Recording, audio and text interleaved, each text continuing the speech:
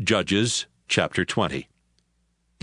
The Israelites called a meeting of the nation, and since they were God's people, the meeting was held at the place of worship in Mizpah. Men who could serve as soldiers came from everywhere in Israel, from Dan in the north, Beersheba in the south, and Gilead east of the Jordan River. 400,000 of them came to Mizpah, and they each felt the same about what those men from the tribe of Benjamin had done. News about the meeting at Mizpah reached the tribe of Benjamin. As soon as the leaders of the tribes of Israel took their places, the Israelites said, "How could such a horrible thing happen?" The husband of the murdered woman answered, "My wife and I went into the town of Gibeah in Benjamin to spend the night. Later that night, the men of Gibeah surrounded the house. They wanted to kill me, but instead they raped and killed my wife. It was a terrible thing for Israelites to do. So I cut up her body and sent pieces everywhere in Israel. You are the people of Israel, and you must decide today what to do about the men of Gibeah." The whole army was in agreement, and they said, "None of us will go home. We'll send 1/10 of the men from each tribe to get food for the army. And we'll ask God who should attack Gibeah, because those men deserve to be punished for committing such a horrible crime in Israel." Everyone agreed that Gibeah had to be punished. The tribes of Israel sent messengers to every town and village in Benjamin, and wherever the messengers went, they said, "How could those worthless men in Gibeah do such a disgusting thing? We can't allow such a terrible crime to go unpunished in Israel. Hand the men over to us, and we will put them to death." But the people of Benjamin refused to listen to the other Israelites. Men from towns all over Benjamin's territory went to Gibeah and got ready to fight Israel.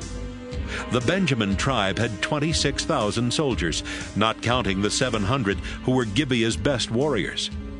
In this army there were 700 left-handed experts who could sling a rock at a target the size of a hair and hit it every time.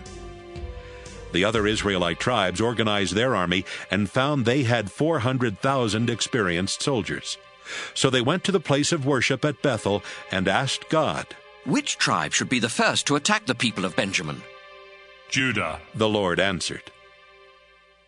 The next morning, the Israelite army moved its camp to a place near Gibeah. Then they left their camp and got into position to attack the army of Benjamin. Benjamin's soldiers came out of Gibeah and attacked, and when the day was over, 22,000 Israelite soldiers lay dead on the ground. The people of Israel went to the place of worship and cried until sunset. Then they asked the Lord, "Should we attack the people of Benjamin again, even though they are our relatives?" "Yes." The Lord replied, "Attack them again." The Israelite soldiers encouraged each other to be brave and to fight hard. Then the next day they went back to Gibeah and took up the same positions as they had before. That same day, Benjamin's soldiers came out of Gibeah and attacked, leaving another 18,000 Israelite soldiers dead on the battlefield. The people of Israel went to the place of worship at Bethel, where the sacred chest was being kept. They sat on the ground crying and not eating for the rest of the day. Then, about sunset, they offered sacrifices to please the Lord and to ask his blessing. Phinehas the priest then prayed, "Our Lord, the people of Benjamin are our relatives. Should we stop fighting or attack them again?" "Attack." The Lord answered, "Tomorrow I will let you defeat them." The Israelites surrounded Gibeah, but stayed where they could not be seen.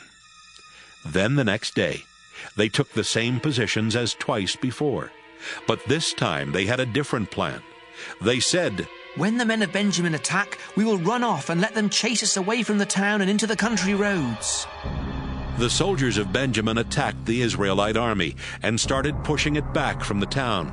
They killed about 30 Israelites in the fields and along the road between Gibeah and Bethel. The men of Benjamin were thinking, "We're mowing them down like we did before."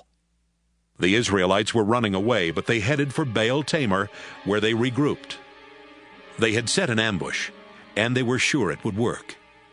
10,000 of Israel's best soldiers had been hiding west of Gibeah, and as soon as the men of Benjamin chased the Israelites into the countryside, these 10,000 soldiers made a surprise attack on the town gates. They dashed in and captured Gibeah, killing everyone there. Then they set the town on fire, because the smoke would be the signal for the other Israelite soldiers to turn and attack the soldiers of Benjamin. The fighting had been so heavy around the soldiers of Benjamin that they did not know the trouble they were in. But then they looked back and saw clouds of smoke rising from the town. They looked in front and saw the soldiers of Israel turning to attack. This terrified them, because they realized that something horrible was happening. And it was horrible. Over 25,000 soldiers of Benjamin died that day, and those who were left alive knew that the Lord had given Israel the victory. The men of Benjamin headed down the road toward the desert, trying to escape from the Israelites.